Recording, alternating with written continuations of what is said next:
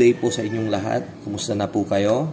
Welcome na naman po sa another episode ng ating vlog na kung saan ang topic po natin for today ay tungkol sa katanungan na naman ng isa sa mga subscriber natin na kung saan ay paano daw ba kilatisin kapag bibili tayo ng isang RTL. Sasagutin na po natin yan kaagad sa pamamagitan ng, syempre, kapag kayo ay bibili ng RTL, titignan nyo po muna kung yung kausap nyo ba ay talagang legit na supplier ng mga RTL. Kasi nowadays, ay marami pong ahente at marami pong mga scammer na kunwari nagbebenta pagkakuha ng down payment nyo at mag-aantay kayo ng sinabi nilang delivery date ay wala na pong dadating hanggang sa kung ano-ano yung kanilang ipinapangako, kalaunan ay i-block na po nila kayo hanggang sa hindi nyo na sila mahagilap. Yan. So mag-ingat po kayo sa mga ganon dahil naglipa na ang manluloko ngayon, lalo na sa panahon ngayon na sobrang hirap ng pera. May mga kababayan tayo na ayaw magbanat ng buto, ang gusto lang po ay easy money. Sila ay walang ibang alam gawin kundi ang manglamang ng kanilang kapwa-tao. So ingat-ingat po tayo. I-check nyo po munang mabuti. Mayroon naman po silang Facebook account, kung kailan ba ginawa yung Facebook account niya. Kung very active, makikita nyo naman. Pero kapag paano ba makikita? Kapag bagong gawa lang, tapos konti lang yung friends niya, tapos yung mga nagko-comment, nagre-react, i-check nyo rin po. Isuriin yung mabuti. Tapos dapat meron silang ID. Huwag po kayong mahiyang kuhanan ng ID para makita nyo. And then kung ang kanilang ID ay kung anong nakasaad doon, dapat doon nyo rin i-online yung pera na i-deposit nyo para mahabol nyo. Hindi yung ang pangalan niya ay Pedro de la Cruz. Pero kapag i-online nyo na sa ibang account, so medyo po yan, kaduda-duda. So i-check nyo pong mabuti dahil ang perang ipapadala natin ay hindi po natin ito pinulot. Ito po ay ating pinaghirapan. Ayan. So number 1 po yun. Pangalawa, pagdating po dun sa manok, siguraduhin nyo po na ang edad ng manok ay nasa 16 weeks or depende po sa usapan.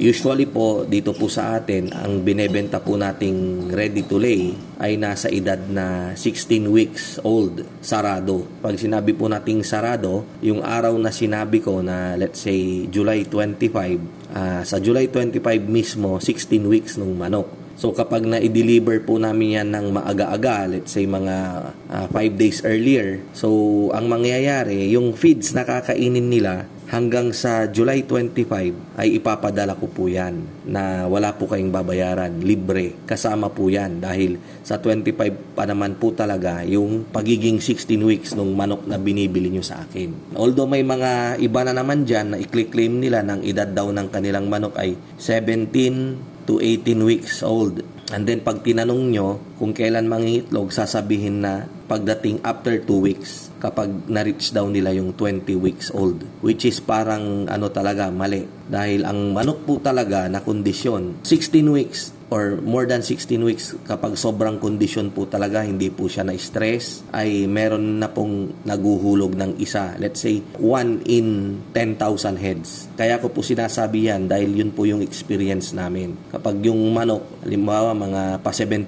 weeks na yan, talagang may naguhulog po ng isa dyan. Siya po yung pinaka yung early maturing Hindi po natin yan gustong maagang mangitlog kaya hindi natin yan pinapailawan. Kaya po tayo may lighting program. And then pag tinransfer yan, bagyang may stress kaya mag-aantay po tayo ng 2 weeks bago siya maghulog ng itlog. Paisa-isa yan. Actually, kung sino yung nangitlog nung 18 weeks, the following day or after 2 days, siya na naman po yung mangitlog. Habang yung mga kasamahan niya ay inaantay niya, nagpapamature, nagpapalaki ng palong, yun po yung sign. Pahaba palaki ng palaki yung kanilang palong hanggang sa ito ay nagtutumbahan dahil nga sa malaki na. Yun po yung mga makikita nyo, yun yung mga unang mangingitlog dyan. Ayan. So siguraduhin po ninyo yung edad base sa usapan ninyo at sa binabayaran ninyo. Kasi it is very unfair na sasabing 18 weeks yung manok na i-deliver sa inyo at babayaran nyo rin yun ng presyong 18 weeks samantalang yung actual na edad lang ng manok ay nasa 15 weeks or 16 weeks. So, hindi po maganda yung ganon. Sa atin po, yung presyo nating 360, presyong 16 weeks yun. Yan. In addition, meron po tayong parang 3 pesos daily na idadagdag per head kapag na-delay po yung harvest. Yan. So, halimbawa, na-delay po ng 10 days, mag-a-add tayo ng 3 pesos, so 30 pesos. Ganyan po kapag na-delay. Yun yung mga pagkilatis natin dyan sa mga RTL natin. And then, isigurado nyo rin po na yung RTL na bibili natin ay kompleto po sa bakuna as per to our program. Tignan nyo po yung vaccination program nung farm na bibilihan ninyo para makita nyo po. And then, may record po kayo. Pwede nyong i-check kung ano man yung kulang para sakaling meron kayong pagtitignan. Pag tinanong halimbawa ng vet, makikita niya kung ano yung mga bakuna na nilagay dyan sa manok na binibili nyo. And then, nasa tamang timbang. Ang tamang timbang po ng RTL ay at least 900 grams po and above. Below 900 grams po na RTL na nasa 16 weeks ay medyo hindi po papasa. Sabihin na nating medyo matatagalan pang mangitlog yan dahil kailangan pa nilang i-develop yung kanilang pangangatawan. Hindi pa sila mangingitlog kaagad. Hahabol pa yan. Kaya nga po yung mga manok na sinipon ay hindi po agad mangingitlog dahil pagagalingin muna natin yan and then kapag kondisyon na yung kanilang katawan ay saka pa lang po sila mangingitlog. Siyempre, again, ang manok na sinipon at gumaling kahit na nabulag pa po ito ay mangingitlog pa rin po siya ng maayos.